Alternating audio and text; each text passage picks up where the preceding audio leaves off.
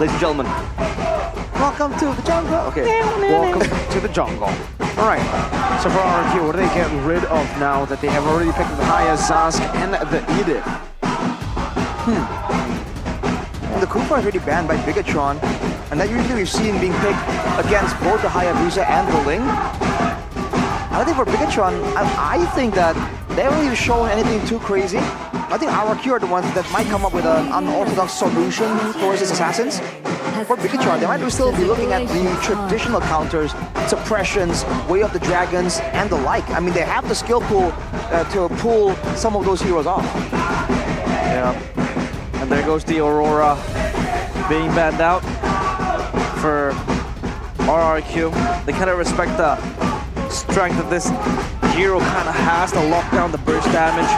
Want to give it free for Bigatron Alpha, and that was also a good response towards the Zask. The Moskov now being taken out of the fray for Skylar, as well as the Angela. Angela, interesting ban right there, Arashi. We haven't seen it in a long time, but can he come up with the Ling? So it is a threat. I personally loathe it the most whenever I see an Angela combo with a Hylos, by the way, and that is still open. Wonder if either team has plans on picking it up for themselves.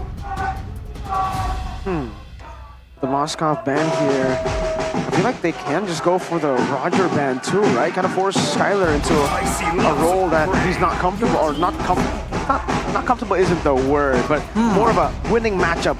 Because the Roger versus the Herod, though Herod obviously has the advantage, you can still make a lot of plays. Jawhead! Oh, making its debut, RQ! I've been waiting for this for so long!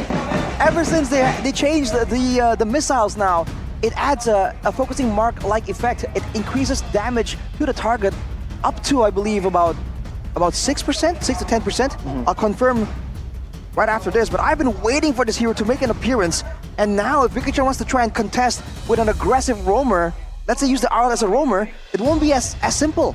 And there is a possibility to use this Jawhead with a Seasoned Hunter, and you can very easily steal camps away from your opposing team's jungler. If it's used in that way, then Cascade is really just bringing up all the weird metas he can think of. Oh, Tigreal. Oh, Tigreal. And the Paramus. Gives them an extra life to try to get it the second time, because you would argue that RRQ also has the kill potential with the Hayabusa and the Jawhead. Jawhead does give that extra lockdown, so Edith Jawhead can really catch this Ling in place. So the Paramus for that extra cover would provide Bigatron Alpha for an extra life for them to re-engage. Now the last pick for RRQ, Hoshi, what would it be? Comes to the last pick right here. I think they're pretty set on durability and technically in damage output as well. Gonna bring out the Claude signature choice. Skylar's Claude has been very reliable, and against the Netherrealm, if you do enough damage, if you get ahead enough, you can completely negate that Netherrealm, and in fact use it as a form of crowd control. Because once you have your Netherrealm HP depleted, you're kind of stuck there for a while in animation. It all depends on how the early game goes right here, man. There needs to be a plan, like a cheese of some sort, to really get the edge, get the ball rolling for that snowball. Yeah, now the draft index here, quite frankly, sides towards Bigatron Alpha for the early to mid-game potential. Because yeah, I mean, for pickoffs, composition, Bigatron Alpha does have that advantage in the first few minutes. But come the late game, can they weather the storm now? Land of Dawn will be the witness of whether the kingdom fall or stand and continue its rebuild. Game number 3, the Bigatron Alpha against RRQ Hoshi. Let's say, ladies and gentlemen, Welcome RQ equalizing earlier 1-1, and now it is the decider back. Basically a best of 1. So to Jin on the Haya, this time no longer the Fredrin, up against the Ling on Ken. Assassin against Assassin. Now, of course, the Jawhead roam. Talk to us about this, Arashi. How is it going to operate and function? Well, first of all, you're seeing Edok already helping out with the clearing in the jungle. Those missiles do a lot of damage when there aren't a lot of different targets nearby. And the new passive of Jawhead, the Mecha Suppression, every time you deal damage to your opponent, hang on a minute, Dyron, First shatter down though, Super Luke gonna be rotating over as well. Good stun and a vengeance there. Reset it so many times. Luke recalling still feeling confident. Fortunately for him, it's gonna be a very decisive play coming in from Bigatron. But again, every time you inflict damage on someone, you get mecha suppression for 3 seconds up to 6 stacks, and each stack increases all damages to the target by 2%, so 12%. But look at that. Oh, Moreno goes for the Purifier early in the Juriken. Moreno, 1 HP! Friends with a flicker forward, finding the zap down, and Edok ejecting him out to safety. Ken's still gonna go for it. I don't think he should, and he does decide to back away. Now onto Edok he goes. Flicker. Man, they're forced to use all these flickers defensively here, RRQ. It's not the way they want the game to go. But for now, you have to take a look at the difference here for Supercan and Suzujin. Still level 4, but look at this play on the bottom side. Eman jumping in as well. Now at the top of the blade, Supercan picking up all the blades, and Eman tanking it up. So he's still very, very healthy. Can go for the orange buff again, and then maybe set up for the turtle instantly. It's just a difference in the mobility, man. Again and again, this Ling is so dangerous because of this. The Hayabusa has a bit more quote-unquote outplay potential, more ways to kind of approach a fight. When it comes down to maneuvering around the map, it's just king right now. Look at the toss, though. Great ejector. Rin still not going to go for the Boundaries Descent just yet. The Nightmaric Spawn is slowly but surely poking down at Key's HP, and Moreno will be able to clear it out as RRQ hold the turtle. Supercan still on the orange buff, now making his way into the purple buff. Super Luke there, not able to go for it. Final Slash used up. Luke deciding to go in, now caught on the onward. Bit of miscomp perhaps. Netherrealm though still there to provide some safety. Key rotating over, Dominator's Descent. Luke taken down. Great sequence of events. The Dominator's Descent for the extra crowd control. Now Edok though imploded. The Supercan rotating forward as well. That's unstoppable force, and the blades to pick it up. Equalizing in kills, picking up the blade. Suzujin gonna wait up a bit. Moreno, no Netherrealm this time around, pops in a Purify to get those stacks away so that Shadow Kill can't follow him all the way, and he decides to back away so Suzujin doesn't go for the commit. They're forcing the issue, but again, they had to expend 2 ultimates to kill Edok. Only the Roamer this time, Key under pressure. Shadow Kill was used up. He still has the quad shadow, jumps in. Good maneuvers by Suzujin, catching Key off guard. Clean. Happy feet on all the 4 shadows. But for Bigatron, they have the access to this insane chain CC lock situation. You saw it earlier, there's just a lot of airtime available for them if they really go into a big fight. So it seems like now RRQ are the ones who want to avoid that kind of big fight as Edok goes in and ejects. Look at that damage placed down. Iman still holding on to the Purifier. Wow, all right. Patience from Iman. Very calculative. It's a problem with the Jawhead. The fact that you have a lockdown and a defensive route to escape for your teammates, and then stacked up on a damage that is quite bursty as well. And the first stages of the game means that RRQ, they have that flexibility in terms of skirmishes and also dives. And they will rely on this Jawhead quite a few times, and here we go, Supercan! Shatter onward! Dyron and Suzujin again just reading the maneuvers, waiting for the purple buff to spawn, and now taking it away. Luke with the final slash, we can Dyron back, but the Shatter still connects out of 2. Implosion. Despite that, Dominator's Descent though coming down as well. Dyron able to flick around, that's amazing. What happened, Key? Finding the kill, bringing Edok back, Rins. The Dominator's Descent already expiring now, and they're gonna go for the Shadow Stampede. Rins brought back in mind with a synchro vision. And Bigatron actually winning out in the end. Suzujin jumping with the quad shadow, back and forth now.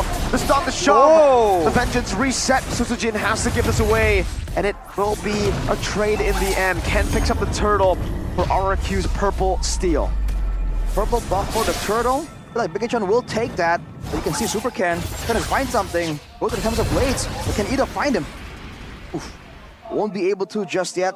Thunderbolt for Dyron will give him a bit more burst damage. Look at the shadowing though by Edok to try and stop Moreno.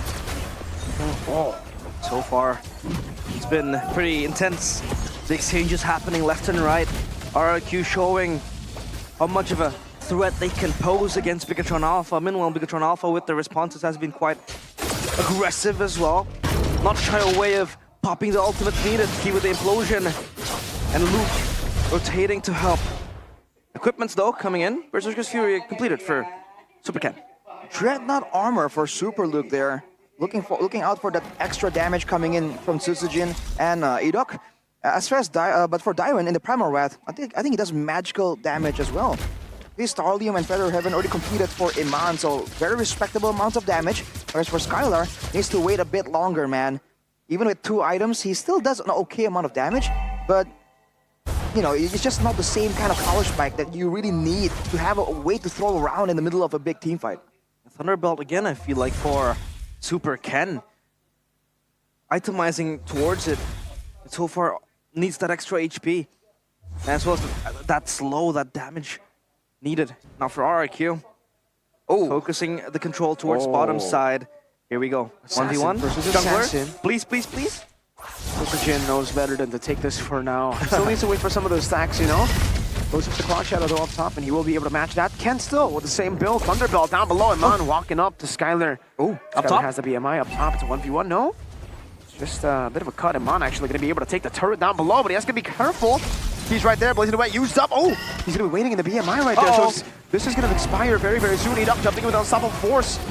Skylar's going to be caught by Moreno. Skylar was zoned away completely. Key still getting the Nether Realm HP. Have so many ways to actually tackle this fight. Super Luke jumping into the midst of it all. It's a hit up under the final slash from Diamond back at the Stampede as well. The Dominators descend. They were able to out-sustain it. Meanwhile, Ken 1v1 and getting the kill on the Jin.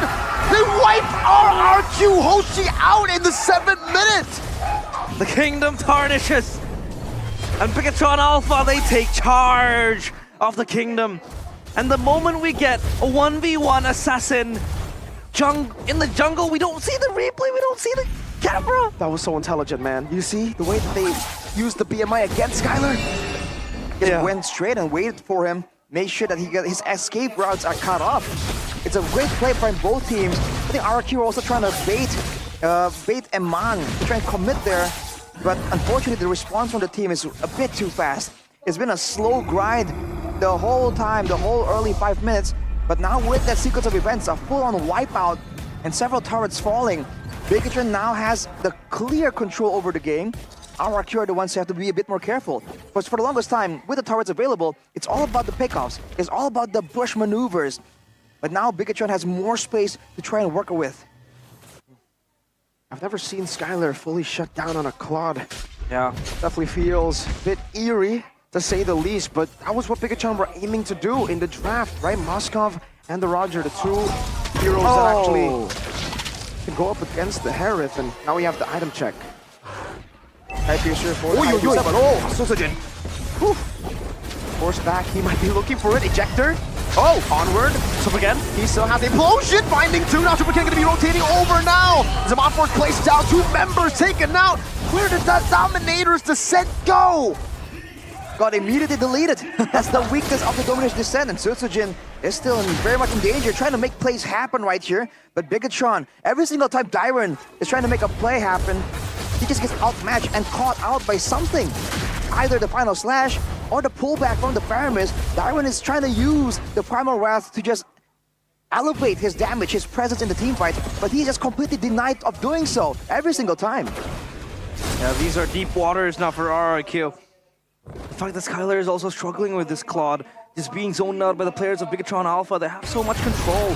This time around, sieging the tier 2 turret towards the kingdom of RRQ. They're looking for a pick. Edok disrespected. This Jawhead was a menace in the early game. Now they don't care about the ejector. They don't care about being caught upon and tossed behind Bigatron Alpha. They want to end this right here, right now. I think it's a great decision for Bigatron to kind of play it slow, to try and match and just shadow the movements of RRQ in the early game, knowing that that is where RRQ are the scariest, are the strongest, when they have all this burst damage and take up potential and extra survivability with the Zask. Now that it reaches like the mid game with some items, some power spikes, this is where Bigatron can use that Nether Realm, that implosion, and you're seeing every single time RRQ try and go for a fight, they're just not strong enough. They're losing out in damage output due to the same factors of the Zask being sustainable. You see the Dominant Descent immediately is deleted. Yeah, game fact by Gope.